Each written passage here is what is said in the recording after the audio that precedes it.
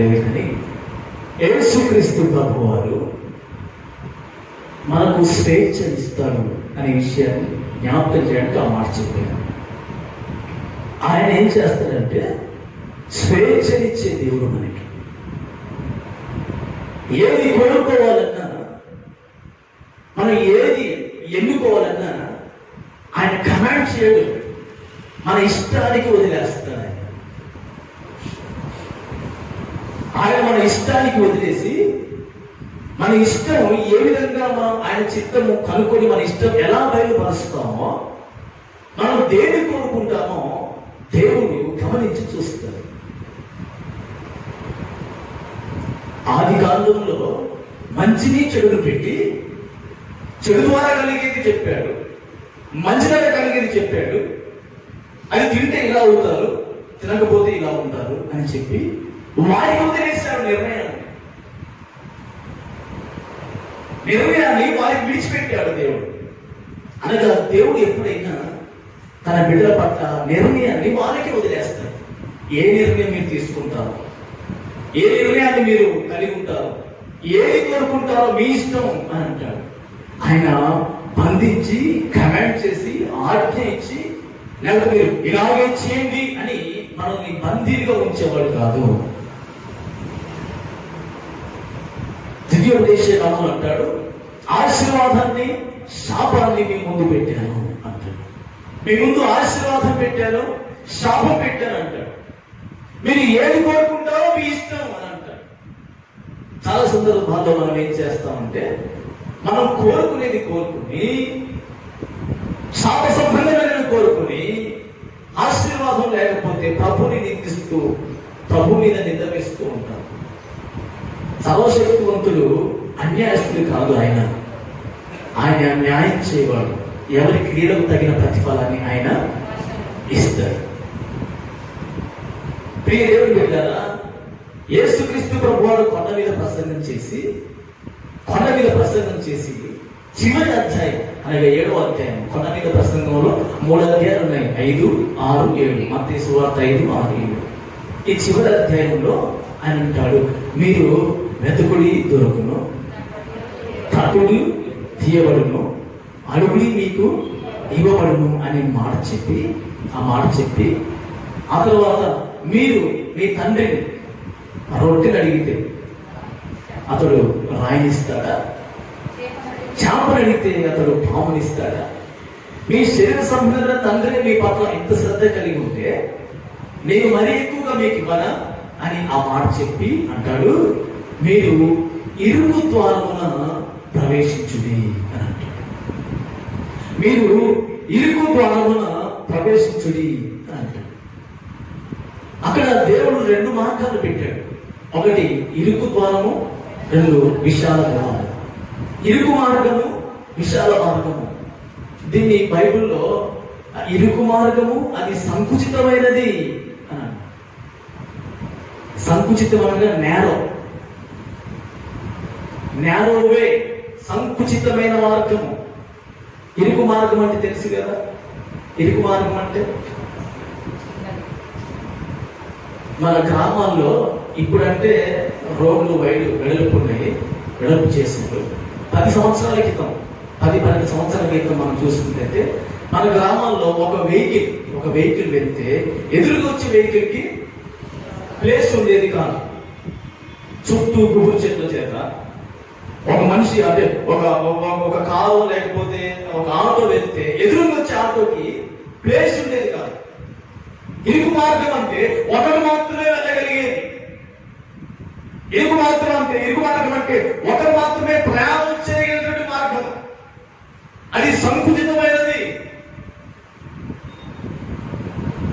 ఒక భక్తుడు వ్యాఖ్యానిస్తూ అంటాడు,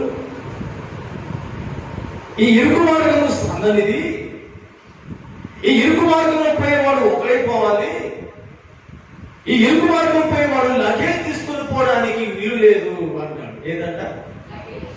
లగేజ్. అంటే లావు ఉన్న వాళ్ళు ఇరుకు మార్గంలో ప్రవేశించలేరు అని అంటాడు. ఎలా అంట? లావుగా ఉన్నవాళ్ళు అంటే నాలాగా సన్నగా ఉన్న వాళ్ళు ప్రవేశించవచ్చు. అంటే శరీర సంబంధమైన లావు సన్న గురించి కాదు,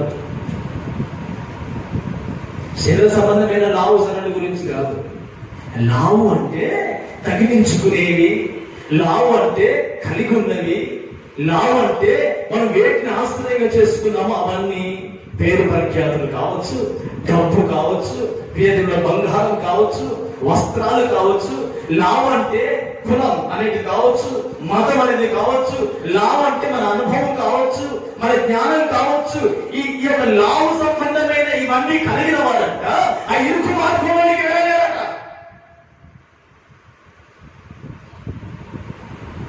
ఎవరైతే వీటిని విసర్జిస్తారో, ఎవరైతే వీటిని ఉపేక్షిస్తారో వారు మాత్రమే ఈ ఇరుకు మార్గంలో ప్రవేశిస్తారు. అందుకే అంటాడు యేసయ్య, అనేకులు ప్రవేశించాలని కోరుకుంటారట. ఇరుకు మార్గంలోకి వెళ్ళాలని ఆశ ఉంటుందట. అనేకులు ఆ మార్గంలో వెళ్తే బాగుండు అనిపిస్తుందట, వెళ్ళాలని ఆశ ఉంటుంది, కానీ ప్రవేశించలేరు. కారణం ఏంటి? వాళ్ళు లావుగా ఉన్నారు.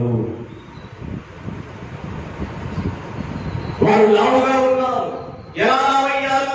పేరు ప్రఖ్యాతులు ఎలా లావయ్యారు? డబ్బును ఎలా లావయ్యారు? వారికి కులం కావచ్చు ఎలా లావయ్యారు? వారికి అలవాట్లు కావచ్చు, అవన్నీ కలిగి ఉన్నవాడు లావున్న వ్యక్తి. ఇరుకు మార్గంలో వెళ్ళాలంటే వీటిని విసర్జించిన వాడు మాత్రమే వెళ్ళగలడు. అది నేరోవే, సంకుచితమైనది, కుదించబడి ఉన్నది.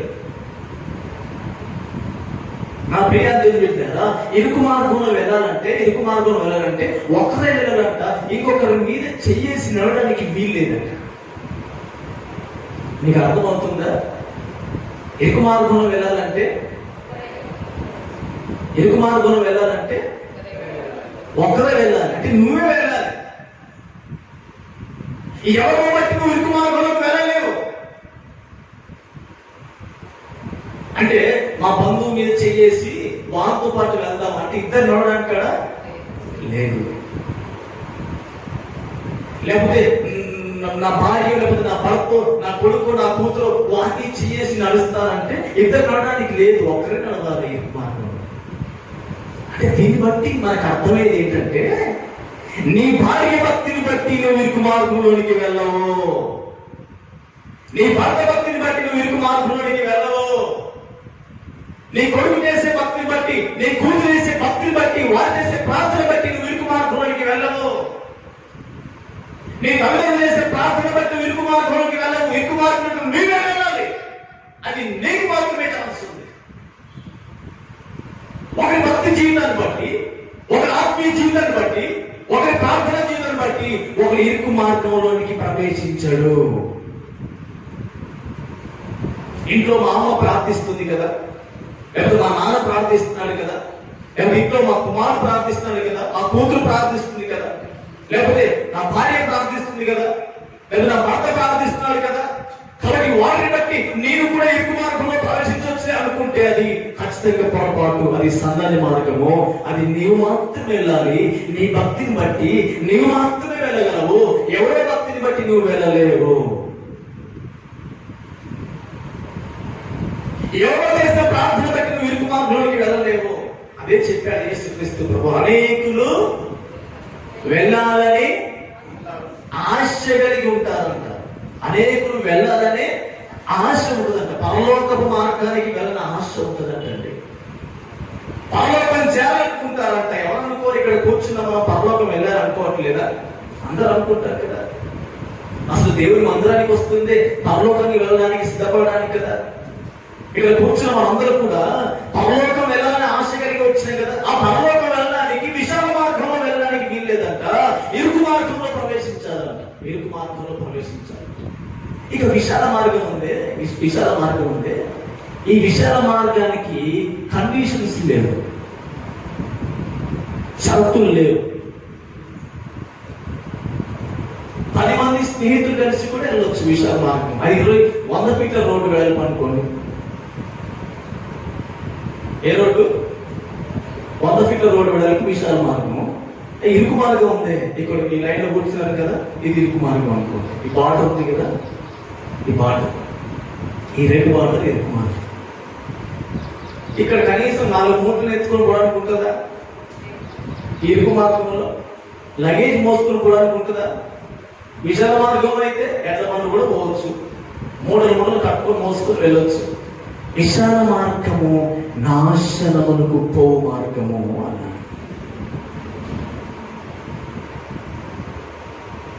ఇది క్రైస్తవ భక్తి జీవితంలో ఇరుకులో ప్రవేశించి నడిచే వాళ్ళు తక్కువ, విశాల మార్గమును కోరుకున్న వారు ఎక్కువ. విశాల మార్గం నడుచుకున్న వారికి అన్నీ ఉంటాయి, వారు అన్నీ కలిగి వెళ్ళొచ్చండి. 70 ఏళ్ళలో వాళ్ళు అన్నీ అనుభవిస్తారు. డబ్బు, వస్త్రము, బంధువులు, స్నేహితులు, లోకము, పోకడ, రకరకాల అంత లగేజ్ తీసుకొని వెళ్ళిపోతారు. అది విశాల మార్గం కనుక. అది నాశనకు పోయే మార్గం అని యేసుక్రీస్తు ప్రభువు చెప్పాడు. ప్రియ దేవుని బిడ్డలారా, నేను స్టార్ట్ చేస్తున్నాను మెసేజ్ని, చిన్నగా చేస్తున్న సమయం పోతుంది. ఈ ఇరుకు మార్గంలో ప్రవేశించాలంటే ఏం చేయాలి అనే మాట చెప్పి ముగిస్తారు. ఇరుకు మార్గంలో ప్రవేశించాలంటే ఏం చేయాలి? ఆదివారం మందిరానికి వస్తే ఇరుకు మార్గంలో ప్రవేశించినట్లేనా? లేకపోతే పాడి ఆరాధన చేస్తే, పరిచయం చేస్తే ఇరుకు మార్గంలో ప్రవేశించినట్లేనా? ఏం చేస్తే ఇరుకు మార్గంలో ప్రవేశించగలము? యేసుక్రీస్తు ప్రభువు చెప్పాడు, ఒక వ్యక్తి ఇరుకు మార్గంలో ప్రవేశించాలంటే ఆ వ్యక్తి పోరాడాలి అని చెప్పాడు. లూకా సువార్త 13వ అధ్యాయము 24వ వచనంలో ఆ మాట ఉంటుంది. లూకా సువార్త 13వ అధ్యాయము 24వ వచనం.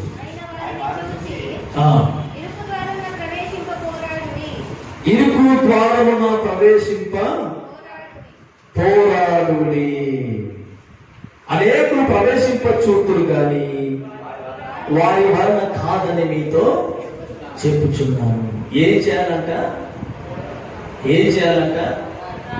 ఇరుకు మార్గంలో వెళ్ళాలంటే ఏం చేయాలంట? పోరాడాలంట. అంటే ఇరుకు మార్గంలో మనం ప్రయాణం చేస్తాం కదా, వెళ్తాం కదా, వెళ్తున్నప్పుడు ఆ ఇరుకు మార్గంలోనికి మనం వెళ్ళకుండా, ఆ ఇరుకు మార్గంలో మనం ప్రయాణం చేయకుండా మనం అడ్డుకునే వారు ఉంటారంట. ఆ అడ్డుకునే వారితో మనం ఏం చేయాలి? పోరాడాలి. యేసయ్య చెప్పిన మాట ఇది. ఇరుకు మార్గంలో ప్రవేశించడానికి పోరాడండి. పోరాడితే తప్ప మీరు ఇరుకు మార్గంలోనికి వెళ్ళరు. పోరాడకుండా ఇరుకు మార్గంలో ప్రయాణం చేస్తానండి, ఆదివారం మందిరానికి వెళ్తున్నానండి అని ఒకవేళ మనం అనుకుంటే ఖచ్చితంగా మనం ప్రయాణం చేస్తున్న ఇరుకు మార్గం కాదు, విశాల మార్గమే. ఒక వ్యక్తి ఇరుకు మార్గంలో వెళ్ళాలి అంటే, పరలోక రాజ్యమనే మార్గంలోనికి వెళ్ళాలంటే అతను పోరాడాలి. పోరాడిన వాడు మాత్రమే ఆ ఇరుకు మార్గంలోనికి ప్రవేశించగలడు. పోరాడాలంటే ఏం కావాలి?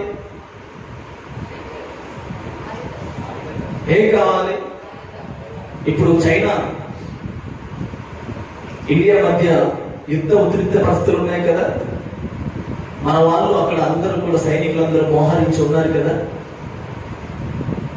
ఎలా ఉన్నారు? యుద్ధ ట్యాంకులు ఉన్నాయి, మిసైల్స్ ఉన్నాయి, మన సైనికులు ఉన్నాయి, గన్నులు ఉన్నాయి. అంటే వాళ్ళు ఏం కలిగి ఉన్నారు? అక్కడ ఆయుధాలు కలిగి ఉన్నారు. అంటే ఒక వ్యక్తి పోరాడాలంటే వట్టి చేతులతో పోరాడితే ఓడిపోతాడు. ఏం కలిగి పోరాడాలి? ఆయుధాలను కలిగి పోరాడాలి. ఆయుధాలు లేకుండా నేను పోరాటం చేస్తానంటే ఓడిపోయి వస్తాం. ఓడిపోయి వస్తే ఎక్కడితే అక్కడే, మన చుడు ఏమి లేదు. ఆయుధాలు లేకుండా పోరాడితే మనం ఓడిపోతాం, చనిపోతాం. ఒక వ్యక్తి ఇరుకు మార్గంలో ప్రవేశించాలంటే పోరాడాలి. పోరాడే వాళ్ళు ఆయుధాలు కలిగి పోరాడాలి. ఏం ఆయుధాలు కలిగి పోరాడాలంట? 7 ఆయుధాలు చెప్పాడు పౌలు గారు. ఎఫెసీ పత్రిక 6వ అధ్యాయంలో 7 ఆయుధాలు ఉన్నాయి.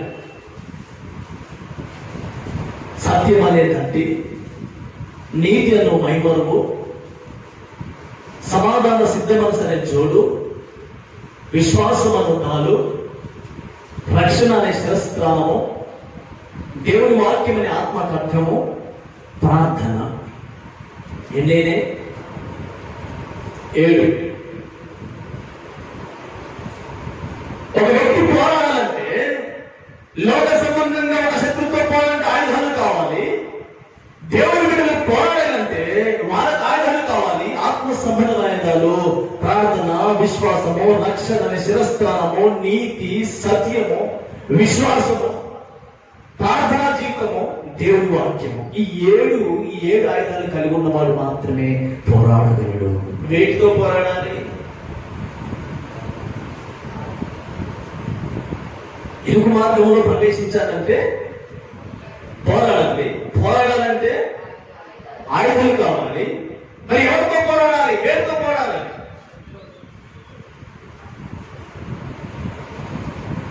ఎవరితో పోరాడాలి? ఎవరితో?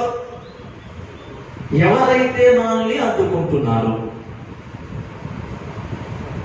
ఆ మార్గంలోకి వెళ్లకుండా, ఆ మార్గంలో ప్రయాణం చేయకుండా, ఆ పర్వత మార్గంలోకి మనం వెళ్లకుండా ఎవరు మనల్ని అడ్డుకుంటున్నారో ఆ అడ్డుకునే వ్యక్తితో పోరాడాలి.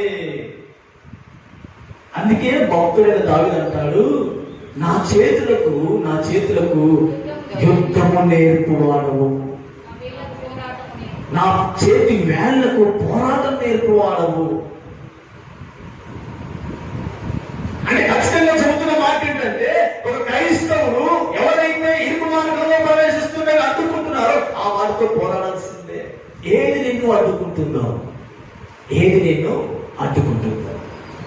నీ ఇరుకు మార్గంలో వెళ్లకుండా నిన్ను ఆపివేస్తుందో. నేను అనేక సార్లు చెబుతాను కదా, హైదరాబాద్ లోకి వచ్చిన ప్రతి ఒక్కరు కూడా ఆటోమేటిక్ గా వాళ్ళు తెలియకుండానే వాళ్ళు భోజన ప్రియులుగా మార్చబడతారు. నేను చాలా గమనించాను. ఈ హైదరాబాద్ గడ్డ మీద ఉన్నటువంటి స్పెషాలిటీ ఏంటంటే, ఈ గడ్డ మీదకి ఎవరు వచ్చినా, ఎక్కడి నుంచి వచ్చినా ఆటోమేటిక్ గా వాళ్ళు భోజన ప్రియులుగా మార్చబడతారు. ఇక్కడ ఉన్నవాళ్ళు సైతము, అంటే వచ్చిన వాళ్ళ గురించి చెబుతున్నారు, మీ ఉన్నవాళ్ళు మేము కూడా భోజన ప్రియులుగా అనుకుంటారు. మీరు కూడా ఇక్కడ ఉన్నోళ్ళు మాలాగా అక్కడి నుంచి ఇక్కడికి వచ్చిన ఆటోమేటిక్ గా వాళ్ళు ఊర్లో ఉన్నప్పుడు కాస్త బగారాలు వేసుకొని పూజ చేసుకొని వండుకొని వీళ్ళకి వస్తారు. క్లాసిక్ అక్కడికో ఇక్కడికో బిర్యానీకి ఎగిపోద్ది మనసు. అంటే ఆటోమేటిక్ గా ఏం చేస్తారంటే భోజన ప్రియులుగా మార్చబడతారు. నేను ఎక్కువ శాతం భోజనం గురించి ఎక్కువ మాట్లాడుతుంటాను. కారణం అంటే ఈ ఆహారం మంచిది కాదు. ఎందుకు? ఈ మనిషిని ఇరుకు మార్గంలోనికి వెళ్ళనివ్వదు. ఒక ఇరుకు మార్గంలోకి వెళ్ళాలంటే ఆయుధాలు కావాలి, పోరాడాలి. ఆయుధాలు కావాలి, వేటితో పోరాడాలి. ఏది ఇరుకు మార్గంలోకి వెళ్ళకుండా అడ్డుకుంటుందో, ఏది పనులకు వెళ్ళకుండా ఏది అడ్డుకుంటుందో. హైదరాబాద్కి వస్తే ఇలాగే ఉంటుందండి.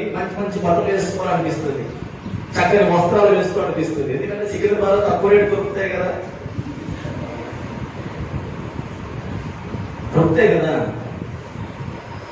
అక్కడ ఊరు నుంచి వచ్చిన వాళ్ళు సికింద్రాబాద్లో పోయి ఆ 150కి వచ్చే బ్యాగులు కొనుక్కొని, 4 బ్యాగులు కొనుక్కొని, 150కి వచ్చే చెప్పులు తక్కువ రేటుకు వస్తాయి అన్నమాట. చూస్తే మొత్తం మెరిసిపోతాయి. ఆ చెప్పులు కొనుక్కొని టిక్కు టక్కు నడుచుకుని వెళ్ళిపోతుంది. ఇక్కడికి వస్తుంది అంటే హైదరాబాద్ గడ్డ మీద అడుగు పెడితే ఆటోమేటిక్ గా వాళ్ళ వస్త్రధారణ మారిపోతుంది, ఆహార అలవాట్లు మారిపోతాయి. ఏమండి, వాళ్ళ మాట తీరు కూడా. ఇక్కడ 1 సంవత్సరం ఉండి ఊరికి వెళ్ళి వాళ్ళు ఎలా మాట్లాడతారు చూడండి. ఇక్కడ 1 సంవత్సరం ఉండి విలేజ్కి వెళ్ళి ఉంటారు చూడండి, వాళ్ళు ఎట్లా మాట్లాడుతూ చూడండి. మా ఫ్రెండ్స్ ఎప్పుడైనా ఫోన్ చేసి అడిగితే, నువ్వు హైదరాబాద్ ఉంటో నీ మాట తీరే మారలేదు. నా మాట తీరు ఏం మారు? కాపీ రాయడం కాదు కదా, కాపీ కొట్టడానికి. అది సహజంగా వచ్చేదా? వాళ్ళని చూసి మనం ఎందుకు మారుస్తాం? నీకు ఏది అడ్డుగా ఉందో,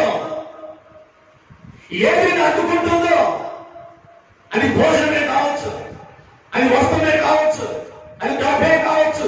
ఏది ఇరుకు మార్గంలో వెళ్ళకుండా అడ్డుకుంటుందో దాంతో పోరాడాలి ఒక క్రైస్తవుడు. పోరాటం లేకుండా అతను ఇరుకు మార్గంలోనికి ప్రవేశించాడు. పోరాటం లేకుండా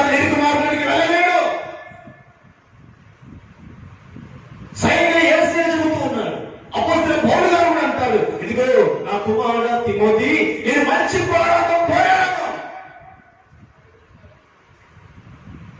నేను పోరాడి నా పరుగును కనబుట్టించి నా విశ్వాసమును కాపాడుకున్నాను. పోరాటంలో విశ్వాసం సన్నగిలిపోద్ది, పోరాటంలో కాస్త వెనుకలకు వేస్తాం, పోరాటంలో ఓడిపోయినట్టుగా అనిపిస్తుంది, పోరాటంలో నేను ఓడిపోయాను అనిపిస్తుంటది. కానీ ఎక్కడ ఓడిపోలేదు, నా పరుగు కనబుట్టించాను, విశ్వాసం ఎక్కడ సన్నగిలిపోలేదు, విశ్వాసమును కాపాడుకున్నాను. నా కొరకు కిరీటము దాచబడి ఉన్నది, నీవు కూడా పోరాడు అని చెబుతారు.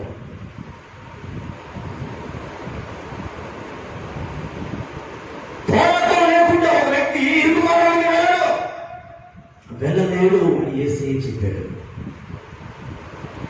శరీరంతో పోరాడాలి. శరీరం చెప్పిన మాట వినదు, శరీరం అసలు మనకు లోబడదు, ఇష్టమైన ఆహారాన్ని విడిచిపెట్టనివ్వదు, ఇష్టమైన వస్త్రాన్ని విడిచిపెట్టనివ్వదు. లోకం మనకు మంచిగా వస్త్రం ధరించుకొని చక్కగా అనిపిస్తే వారిలాగా ఉండాలి అని శరీరము లేని ఆలోచన పుట్టిస్తుంది. దాని కొరకు ప్రయాసపడతాం, దాని కొరకు అప్పు చేస్తాం, దాని కొరకు ప్రతి పనికి మనం పని చేస్తాం. ఎందుకంటే శరీరం చెప్పుద్ది కదా. మన ఆలోచన, మన సిద్ధాంతాన్ని మార్చేస్తుంది శరీరం. దీంతో పోరాడాలి కదా. పోరాటం లేకుండా వ్యక్తి ఇరుకుమార్గానికి వెళ్ళలేడు. ఇంకో విషయం చెప్పాలంటే, పరలోకాన్ని చూసిన వాడు వాస్తవానికి ఖచ్చితంగా పోరాడతాడు. పరలోక మహిమను వెళ్ళాలి, చూడాలి అనుకునే వాడు ఖచ్చితంగా పోరాడతాడు. పరలోక మార్గాన్ని చూడకుండా లోకాన్నో మనుషులనో మరొకరు చూసినప్పుడు వాడు పోరాడలేడు, చేతులు ఎత్తేస్తాడు. దాన్ని సరెండర్ అంటారు. సరెండర్ అంటే లొంగిపోవుట. ఇదే జరుగుతుంది నేటి క్రైస్తవులు. 98% క్రైస్తవులు సరెండర్ అవుతున్నారండి, లొంగిపోతున్నారు.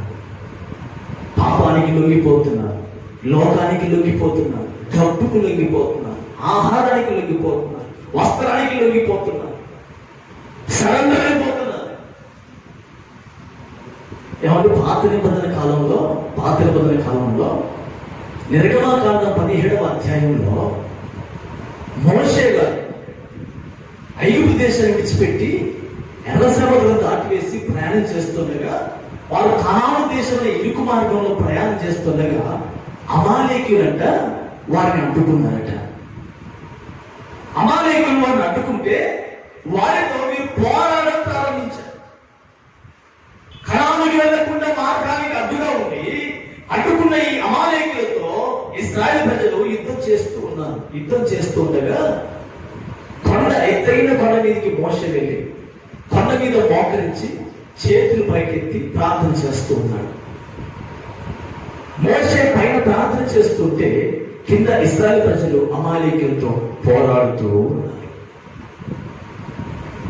మోషే చేతులెత్తి ప్రార్థన చేస్తుంటే, దైవజనుడైన మోషే ప్రార్థిస్తుంటే కింద ఇశ్రాయేలు ప్రజలు పోరాడుతూ ఉన్నారు, పోరాటం చేస్తూ ఉన్నారు. బైబిల్లో రాయబడింది, మోషే చేతులెత్తి ప్రార్థించినంత సేపు ఇశ్రాయేలు ప్రజలు గెలుస్తున్నారు, మోషే చేతులు దించినప్పుడు ఇశ్రాయేలు ప్రజలు ఓడిపోతూ ఉన్నారు. దేవుని బిడ్డలారా, అంటే కింద ఇశ్రాయేలు ప్రజలు ఏం చేస్తున్నారు? పోరాడుతూ ఉన్నారు. ఇశ్రాయేలు ప్రజలు పోరాడుతూ ఉంటే మోషే ప్రార్థిస్తూ ఉన్నారు. ఇశ్రాయేలు ప్రజలు పోరాడకుండా అమాలేకీయులకు సరెండర్ అయిపోతే, అమాలేకీయులతో లొంగిపోతే, అమాలేకీయులతో కలిసిపోతే మోషే ప్రార్థనకు సమాధానం వస్తుందా? ఇప్పుడు ఏం జరుగుతుందంటే, టీవీలో కానీ ఇప్పుడు యూట్యూబ్ లో కానీ లేకపోతే ఫేస్బుక్ లో కానీ లైవ్ ఇచ్చే వాళ్ళు ఏం చేస్తున్నారు? కింద నెంబర్లు ఇచ్చి మీ కొరకు మేము ప్రార్థన చేస్తాం 24/7 అని వేసుకొని 24/7 రోజులు 24 గంటలు మీ కొరకు అందుబాటులో ఈ నెంబర్లు ఉంటాయి, మీ కొరకు ప్రార్థన చేస్తాం మేము, మీ ప్రార్థన మాకు తెలియచేయండి. వీడు పాపం చేస్తాడు. పాపం చేసి ఆయనకు ఫోన్ చేసి, అయ్యా నీ పనికి పోతున్న ప్రార్థన చెయ్యాలంటాడు. పాపంతో పోరాడు కదా, అంటే సేవకు క్రైస్తవులకు పోరాటం నేర్పించాలి కదా. వాడు పోరాడుతూ ఉంటే ఆ పోరాటంలో దైవజనుడు నీకు ప్రార్థిస్తే ఆ పోరాటంలో విజయం పొందుతావు. నువ్వు పోరాడకుండా నువ్వు సరెండర్ అయిపోతావు. భోజనానికి లొంగిపోతావు, డబ్బుకు లొంగిపోతావు, పాపానికి లొంగిపోతావు, లోకానికి లొంగిపోతావు, వేషధారణకు లొంగిపోతావు. పాస్టర్ గారు ప్రార్థన చేయాలి, కానీ ఏం జరగదు. మళ్ళీ నిన్న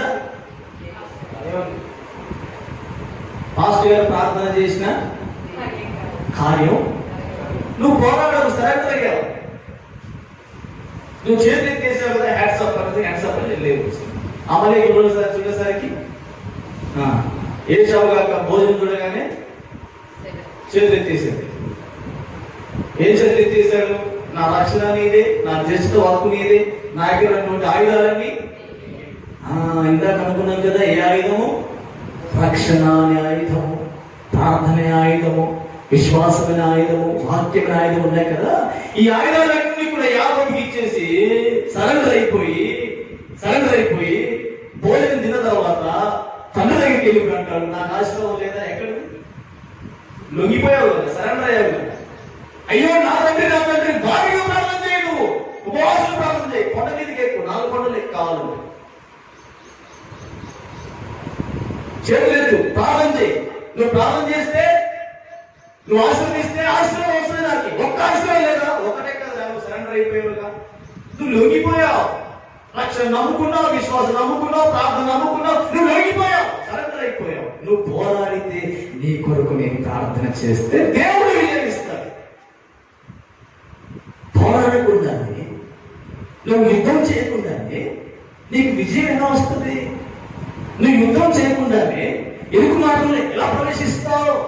నువ్వు పోరాడకుండానే శరీరంతో, లోకంతో, పాపముతో, నీలో ఉన్నటువంటి పాప సంబంధమైన అలవాటుతో, క్రియతో పోరాడకుండా సేవకులు కాదు, రెవరెండ్లు, బిషప్, డాక్టర్లు మీ దృష్టిలో ఎలాంటి వాళ్ళు ప్రార్థన చేసినా, 1000 మంది సేవకులు ఏకదానిగా 100 రోజుల కోసం ప్రార్థన చేసినా మీకు విజయం దక్కదు. ఎందుకు? నువ్వు సరెండర్ అయిపోయావు, నువ్వు లొంగిపోయావు. నీ కొరకు గోలి పోసుకున్న లాభం లేదు, గోలి సంచి కట్టుకున్న లాభం లేదు, 40 రోజుల కోసం పారేసిన లాభం లేదు, మొత్తం చుట్టూ పీక్కున్న లాభం లేదు. ఉపయోగం ఇది. ఎందుకు? నువ్వు సరెండర్ అయిపోయావు. సరెండర్ అయిపోయిన గురించి ఎంత ప్రారంభిస్తే ఏంటి? ప్రవేశం లేదు. ఇరుకు మార్గంలో ప్రవేశించాలంటే నీవు పోరాడాలి. ప్రియదేవుని బిడ్డలారా, చాలా సందర్భాల్లో సేవకులు ప్రార్థన చేయండి అని చెబుతాం. మంచిదే, చేయాలి, చేస్తారు. కానీ సేవకులు ప్రార్థించిన కొన్నిసార్లు మన జీవితంలో కార్యాలు జరగవు. కారణం అంటే ఎక్కడో మనం సరెండర్ అయిపోయి ఉంటాము, లొంగిపోయి ఉంటాము. సాతానికో, శరీరానికో, లోకానికో లొంగిపోయి ఉపేక్ష ఉండదు. అందుకే యేసయ్య అన్నాడు, నేను వెళ్తున్నాను. ఏ మార్గంలో? ఇరుకు మార్గంలో. ఒకడు నన్ను వెంబడించాలంటే ఉపేక్షించుకొని శిలువ ఎత్తుకొని నన్ను వెంబడించాలి. అలా వెంబడిస్తున్నప్పుడు మీకు పోరాటాలు వస్తాయి, శత్రువులు వస్తారు. వారితో పోరాడి, ఆయుధాలను కలిగి వారితో పోరాడి జయించి మీరు రావాలి. మీరు వారితో పోరాడుతున్నప్పుడు మీ కొరకు దైవజనులు ప్రార్థన చేస్తారు చేతులెత్తి. అప్పుడు విజయం కలుగుతుంది. మీరు పోరాడకుండా దైవజనులు ప్రార్థన చేసిన ఉపయోగం లేదు. ప్రియదేవుని బిడ్డలారా, ఒకడు ఇరుకు మార్గంలో వెళ్ళాలి అంటే, ఒకడు పరలోక రాజ్య మార్గంలో వెళ్ళాలంటే, ఒకడికి విజయం కలగాలంటే, పరలోక రాజ్యం ప్రవేశం కలగాలంటే అతడు పోరాడాలి. మొట్టమొదటిగా పోరాడాల్సింది శరీరంతోనే పోరాడాలి. ఎందుకంటే మన శరీరమే మనం చెప్పిన మాట వినదు, లోపల మనం చెప్పిన మాట లోపల. ఒక డాక్టర్ చెప్పాడు అనుకోండి, మాంసం తినొద్దు అని చెప్పాడు అనుకోండి, ఆ 4 రోజులే మాంసం ఉంటారు. శరీరం ఏం చేస్తే తింటే ఏం కాదు తిను. శరీరం ఏం చేస్తా అంటే మనం పురుగు ఉన్నియదు. మనం చెప్పిన శరీరం మనం చెప్పినట్టు వినాలి తప్ప శరీరం చెప్పినట్టు మనం వినకూడదు. పేరు బిడ్డలారా, పరలోక రాజ్య మార్గంలో ప్రవేశించాలి, ఇరుకు మార్గంలో ప్రవేశించాలంటే పోరాడితేనే విజయం, పోరాడితేనే ప్రవేశం. అలాంటి కృప దేవుడు మనకు అనుగ్రహించను గాక. ఆమె తల వచ్చి కళ్ళు మూసుకోండి, ప్రార్థన చేద్దాం వాక్యం కొరకు. నీ జీవితంలో పోరాటం ఆగిపోయింది ప్రియదేవి బిడ్డ. అపోస్తలుడైన పౌలు గారు అంటాడు, నా శరీరంలో ఒక ముళ్ళు ఉంది, ముళ్ళుతో పోరాడాను. నాకు అనారోగ్యం ఉంది, అనారోగ్యంతో పోరాడాను. అయ్యో, నన్ను వెళ్ళకుండా అడ్డుకుంటున్నటువంటి పాపపు నియమం ఉంది, ఆ పాపపు నియమంతో నేను పోరాడాను. దేవుని బిడ్డ, ఆధ్యాత్మిక భక్తి చేయకుండా, ఇరుకు మార్గంలో ప్రవేశించకుండా, ఇరుకు మార్గంలో వెళ్ళి నువ్వు దేవుని సమకంలో ఉండకుండా నిన్ను అడ్డుకుంటున్నది ఏదైనా దానితో నువ్వు పోరాడాలి. ప్రభు అంటున్నాడు, ఇరుకు మార్గంలో ప్రవేశించుట పోరాడుడి. అనేకులు ప్రవేశించాలనుకుంటారు కానీ ప్రవేశించలేదు. కొందరు మాత్రమే పోరాడి గెలిచిన వారు మాత్రమే ఆ మార్గానికి వెళ్తారు. మనం భక్తి చేసేది పరలోకపు రాజ్యంలోనికి వెళ్ళడానికే కదా. మనం భక్తి చేసేది పరలోకపు మార్గంలోనికి వెళ్ళడానికే కదా. నా ప్రియ దేవుని బిడ్డ,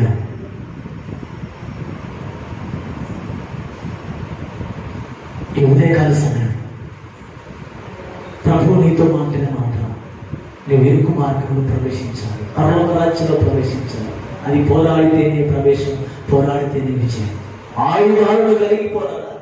విశ్వాసము, ప్రార్థన, వాక్యము, రక్షణ శిరస్త్రానము, ప్రియ దేవుని బిడ్డ, నీతి, సత్యం, ఈ ఆయుధాలను కలిగి నువ్వు పోరాడినప్పుడు విజయం కలుగుద్ది. రెండోది ప్రవేశం కలుగుతాయి. నీవు పోరాడకుండా నీ కొరకు సేవకులు ప్రార్థిస్తే ప్రయోజనం లేదు. నీవు పోరాడకుండా నీ కొరకు ఎవరు ప్రార్థించిన ఉపయోగం లేదు. పోరాడాల్సిన నీవు నీ పోరాటంలో దైవజనుడు చెంది ప్రార్థించినప్పుడు నీకు దేవుడు గొప్ప విజయాన్ని కలిగిస్తాడు. అమాలేకీయులతో ఇశ్రాయేలు ప్రజలు పోరాడుతుండగా దైవజనుడు కొండ మీద ఉండి ప్రార్థన చేస్తే దేవుడు ఆ ప్రజలకు గొప్ప విజయాన్ని కలిగించాడు. అమాలేకీయులు ఓడిపోయారు. ఇశ్రాయేలు వారి మార్గంలో ప్రయాణం చేశాడు. సహోదరి సహోదరుల, అనేక సార్లు సరెండర్ అయిపోయి లొంగిపోయి సేవకులను ప్రార్థించు, అయ్యో మరొకరిని ప్రార్థించమని చెబుతూ ఉన్న సందర్భాల్లో నువ్వు అపజయం పాలయ్యావు, ఓడిపోయావు. శరీరంతో, పాపంతో, లోకంతో, అపరాధంతో పోరాడు. అప్పుడు నీ కొరకు చేసే ప్రార్థన ద్వారా ప్రభు నీకు జయమిస్తాడు. ఇరుకు మార్గంలో ప్రవేశించాలంటే ఉపేక్షించుకొని పోరాడాలి. వాక్యం కొరకు మోకరించిన వారిలో ఒక ప్రార్థన చేస్తుండగా మిగతా వారికి ఏకీభవిద్దాం.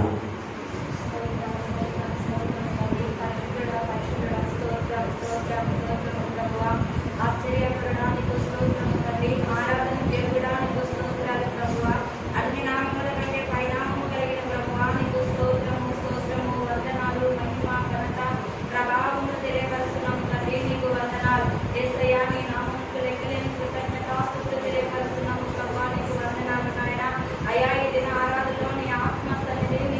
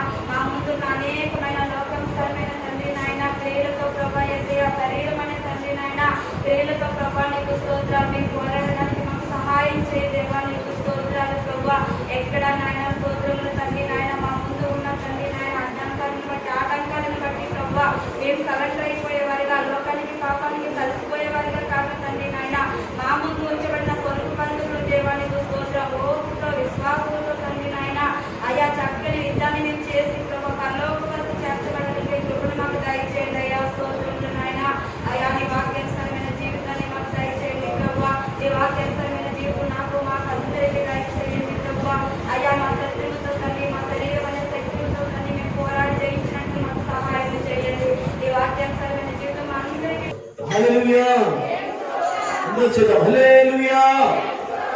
చివరి ప్రార్థన ఆశీర్వాదంతో ఆరాధన ముగించుకుందాం. పాస్టర్ క్లుప్తంగా ప్రార్థిస్తున్నందరూ కూడా ఏకీభవిద్దాం.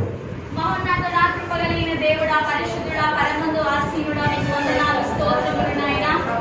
ఈ అఖిలమైన బ్రహ్మాండములు కలుగు చేసినటువంటి సృష్టికర్త అయిన దేవా, మీ ఉన్నతమైన పరిశుద్ధ నామమును స్తుతిస్తూ గణపరుస్తూ మహిమపరుస్తున్నాము స్వామి, నీకు వందనాలు.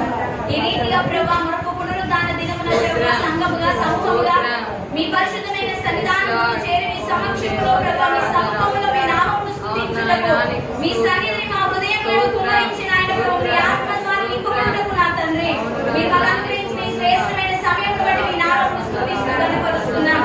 ఇది వరకు నీ కాపుదలలో మమ్మల్ని కాచి కాపాడి బలపరిచి భద్రపరిచినటువంటి అద్వితీయ దైవమా, అందుబట్టి మీ నామమునకు వేలు వేలు కృతజ్ఞతలు స్తోత్రములు తెలియపరుస్తున్నాను నాయన. మాటల ద్వారా స్తుతుల ద్వారా మైకు పొందుకొని వాక్పరిచర్యలో మీ దాసులను బలపరిచి నాతో మాట్లాడినందుకు వందనాలు, స్తోత్రం తెలియపరుస్తున్నాం. ప్రాముఖ్యంగా నాయన పరలోకంలోకి రావాలంటే నాయన అయా ఇరుకు ద్వారమున ప్రవేశించాలని లేఖనము సెలవిస్తున్నది దేవానికి వందనాలు. అనేకులు ప్రభా ఇరుకు ద్వారమును ఆశతో ఆపేక్షిస్తారు కానీ దాంట్లో వచ్చేటువంటి వారు కొందరే అని సెలవిస్తున్నావు దేవానికి వందనాలు ప్రభా. ఆ మార్గము గుండా రావాలంటే నాయన పోరాడాలని సెలవిస్తున్నావు తండ్రి. పోరాడేటువంటి వ్యక్తి నాయన ప్రభా ఆత్మ సంబంధమైనటువంటి బలమైన ఆయుధములను కలిగి పోరాడాలని సెలవిస్తున్నావు తండ్రి. నీకు వందనములు, స్తోత్రములు నాయన. అయా నీ వాక్యపు ఆయుధములను కలిగి వాక్యమనే ఖడ్గమును కలిగి దేవానికి స్తోత్రములు తండ్రి. ఆత్మ సంబంధమైనటువంటి ప్రతి ఆయుధమును మేము కలిగి నా ప్రభా ఈ యొక్క విశ్వాస పోరాటమును మేము కడముట్టించున్నట్లు సహాయం దయచేయమని ప్రార్థిస్తున్నాం. దేవానికి వందనములు, స్తోత్రములు నాయన. కనికరించి కృప చూపండి దేవానికి స్తోత్రములు నాయన. నీ లేఖనము ద్వారా మాట్లాడుతున్నందుకు వందనాలు అయ్యా. అనేక దినములుగా ప్రభా నీ సన్నిధిలో ప్రభా అయ్యా నిన్ను ఆరాధించలేకుండా ఉన్నాం, నీ సన్నిధికి దూరంగా ఉన్నాం, నీ వాక్కుకు దూరంగా ఉన్నాము నాయన. మరలా తిరిగి సంఘముగా సమూహముగా చేరి మీ నామమును స్తుతించేయండి. గొప్ప యోగ్యత నీ సమయం నీ తరుణంలో దయచేశావు.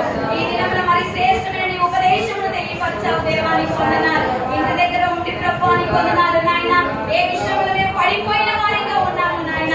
తిరిగి నాయన ప్రభా మా శత్రువైనటువంటి అపవాది మా మీద అతిశయపడకుండానట్లు 7 మార్లు పడిన నేను తిరిగి లేచేదని భక్తులు సెలవిచ్చినట్లుగా మేము తిరిగి లేకపోవడనట్లుగా నాయన ఇరుకు ద్వారమున ప్రభా ప్రవేశించి పోరాడి గెలిచి విజయమును నాయన మేము పొందుకున్నట్లుగా నీ వాక్కు ద్వారా మమ్మల్ని సంధించి బలపరిచినందుకు వందనాలు, స్తోత్రాలు తెలియపరుస్తున్నాం. దేవానికి వందనములు, స్తోత్రములు నాయన. కృపగలిగిన తండ్రి నీకు వందనాలు. నీ వాక్యానుసారమైన జీవితములు మాకు దయచేయండి. విన్నటువంటి వాక్యం మా హృదయంలో నగరు వేయబడినట్లు సహాయం చేయండి అయ్యా. నీకు స్తోత్రం. దుష్టుడైన అపవాది ఎత్తుకుపోకున్నట్లుగా మా హృదయాన్ని పలకల మీద ముద్రించుకుని వాక్యానుసారమైన స్థితిని మాకు దయచేయమని ప్రార్థిస్తున్నాం అయ్యా. నీకు వందనములు, స్తోత్రములు ప్రభా. మాము ఉంచబడినటువంటి యొక్క నాయన పరుగు పందెములో నాయన మేము పోరాడినట్లు సహాయం చేయండి.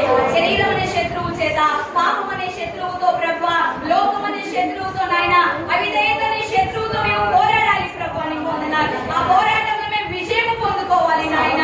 అయ్యా నా తండ్రి నీ ఉండు స్థలములో ప్రభా మా కొరకు నియమించిన స్థానములు మేము నిలిచి ఉండునట్లుగా విజయం మాకు తథ్యమే ప్రభా. నీకు వందనాలు, స్తోత్రం. నీ సహాయములు మాకు దయచేయమని మీ నామమును స్తుతిస్తూ మహిమపరుస్తూ ఈ యొక్క మధ్యాహ్న కాల దీవెనలు మా మీద కుమ్మరించుమని నీ సన్నిధిని ఆశ్రయించి వచ్చిన ప్రతి బిడ్డను మీరు దీవించుమని యేసు నామములో ప్రార్థిస్తున్నాము తండ్రి. మన తండ్రి దేవుని ప్రేమ, ప్రభువైన యేసుక్రీస్తు వారి కృప, పరిశుద్ధాత్మ దేవుని యొక్క సహవాసమైన సన్నిధి ఇప్పుడు మనకును సకల పరిశుద్ధులకును ఇది ఆరాధనలో పాల్గొని వాక్యమైన ప్రతి బిడ్డకును ఇది మొదలుకొని రాకడ వరకు సదాకాలం తోడే ఉండి ముందుకు నడిపించి బలపరచును గాక. ఆమేన్. యేసు రక్తమే చేయి, యేసు రక్తమే చేయి, యేసు నామములో సంపూర్ణమే చేయి. అపరాధి కందుకు నాశనం తండ్రి నీ కార్యములను జయము జయము జయము తండ్రి. ఆమేన్. అందరి వందనాలు. దేవుడిని దీవించును గాక. ఆమేన్.